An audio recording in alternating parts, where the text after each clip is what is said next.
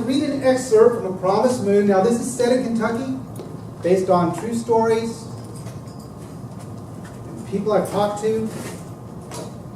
This is from chapter 6, A Promised Moon, page 51.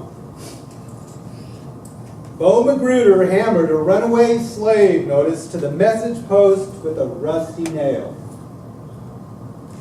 If the wind had been blowing the opposite way, Rachel would have heard the sound of the hammer striking metal. She was hiding on the outskirts of Bardstown, Kentucky. Bo was less than a mile away, standing on the sidewalk at the small town's main street. The freckles splattered across his forehead matched his flushed cheeks. A knife scar gave him a squinty eye and bisected the middle of his lower lip. His crooked nose leaned toward the left side of his face. The hammer glanced off his nail and struck his stomach. He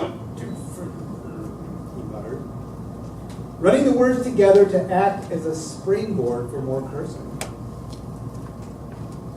A bounty hunter and a war profiteer, Bo Magruder began working both sides as soon as the Confederates opened fire on Fort Sumter.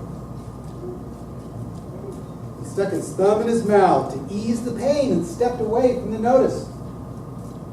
Reward offered for information leading to the capture of a young slave woman. Answers to the name of Rachel. Dark complexion, with a small curved scar over her left eye. Wearing brown calico dress, 5 feet 1 or 2 inches of height, with infant, pleasant countenance, curly hair, slender build. The reward for information was enough money to tempt an abolitionist's conscience. $200. Enough to buy a working farm with fertile soil. Bo could afford to be generous. The reward for Rachel's return was more money than most people made in 5 years.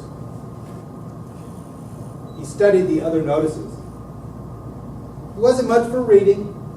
He could barely write more than his name. But a bounty hunter didn't need bookwork.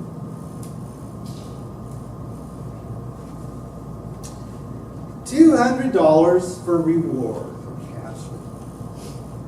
For $200 here in Bardstown, you could buy a pretty nice farm with fertile soil and running water. Or you could purchase another slave, which was common in Kentucky. Most people in Kentucky weren't these huge slave owners that we see in Gone with the Wind or the plantations as we typically think of slave owners, or hundreds of slaves. Most people in Kentucky owned 5 or fewer slaves.